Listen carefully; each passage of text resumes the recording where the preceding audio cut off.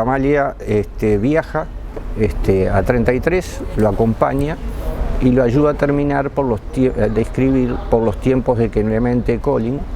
Ella viene a Montevideo con ese texto y junta, hace una colecta que hasta Torres García, Arzadun, los Cáceres, o sea, un grupo de intelectuales de esa época ponen plata para que se pueda hacer esa edición de ese libro. Entonces, de ahí en más, ella es la catalizadora también de algo que podía haber quedado frustrado y sin seguir para adelante, ¿no? Entonces él en varias cartas termina diciéndole: no dudes que yo no voy a dejar nunca de escribir, que ya descubrí que esto es lo mío y que me voy a dedicar a esto para siempre. Entonces, y le agradece a Amalia Nieto haber sido quien lo apoyó a que él concretara eso que era su vocación. Qué bárbaro. ¿Y cómo funcionó eso de la pareja con Laura Escalante? Era directora de teatro, ¿no? Laura Escalante es otra de las cosas que también, gracias a cartas de Laura Escalante, nos damos cuenta de que Amalia Nieto la convierte en directora de teatro. A ver, ¿y eso? Porque eso también fue muy interesante porque las dos eran profesoras en la Escuela Brasil.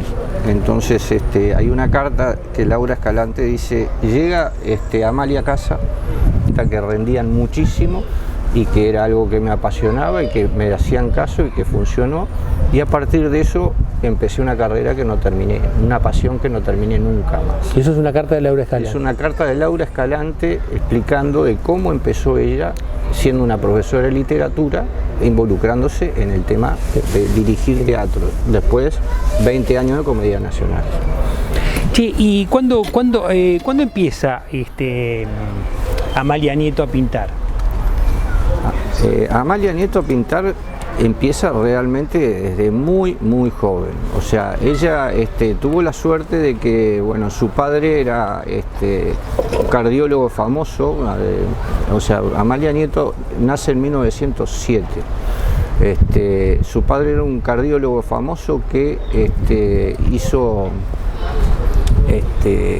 dirigió inclusive muchos años el Hospital Maciel. O sea, era una familia en ese momento con cierto poder económico como para apoyarla, Amalia, en su interés. Ella empieza desde que tenía 15, 17 años ya con el tema de la pintura y estudiando en el Círculo de Bellas Artes con Domingo Basurro, quien en esa época todos le recomendaban que, bueno, que lo mejor en el tema de estudios sería hacer un viaje a Europa. Porque en nuestro país también hubo una etapa en los principios del 900 que teníamos cierta necesidad de ilustrar nuestra historia. Entonces el gobierno uruguayo, cuando encarga determinadas cosas con los artistas que había en ese momento en este país, yo he llegado a ver retratos de Artigas con un uniforme francés siendo rubio de ojos celestes. O sea, los tipos pintaban a su modo y lo que conocían, porque normalmente eran extranjeros llegados al Uruguay y se resolvían con lo que ellos sabían. O sea, de nuestra historia no tenían ni idea y ellos le hacían un encargo y sacaban. Entonces, cuando el Estado se da cuenta, esa necesidad genera becas de estudio.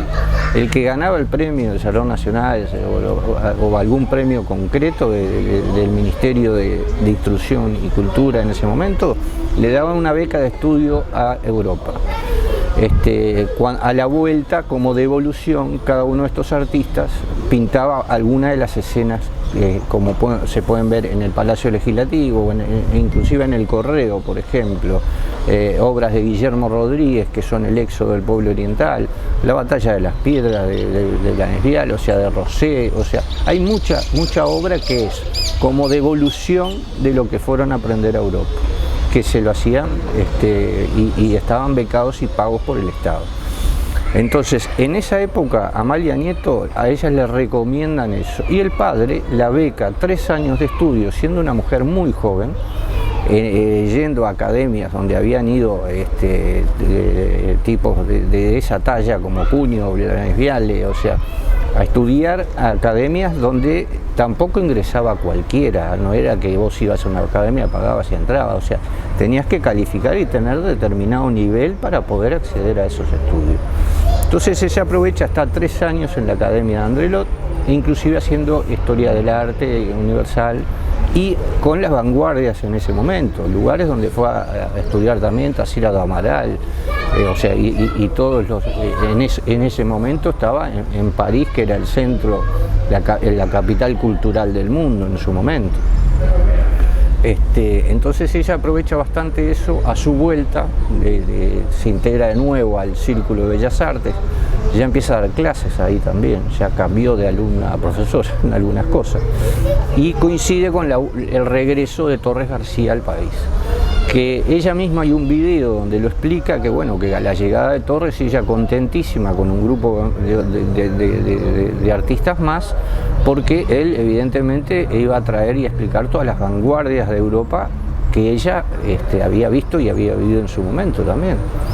Entonces casi que se convierte en esa época en la secretaria de la Asociación de Arte Constructivo, que les fue una etapa sumamente difícil a todos, ¿no? Porque él llega con una impronta y con un planteo al Uruguay que acá no estaban muy dispuestos a entenderlo ni a aceptarlo. Entonces tuvieron muchas críticas, fueron muy criticados y fueron muy radiados de todo. Ellos inclusive habían situaciones que no tenían dónde exponer, por ejemplo. No tenían un taller donde reunirse. O sea, era una época muy difícil. Y muchos de esos artistas de la Asociación de Arte Constructivo en realidad a veces dudaban. O sea, que se daban cuenta de las enseñanzas del maestro, pero a veces estaban que iban, participaban un poquito, después se retiraban y seguían haciendo lo suyo.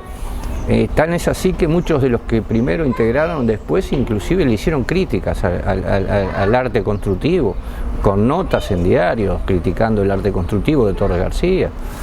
Entonces en ese momento él se da cuenta, o sea, ahí estamos hablando de la década, desde el 36 al 43, que funcionó la Asociación de Arte Constructivo, donde Torres García da más de 500 conferencias, donde reedita como revista de su voz cantante en ese momento, la revista Círculo y Cuadrado, en su segunda versión, digamos, porque ya la habían hecho en Francia en su momento.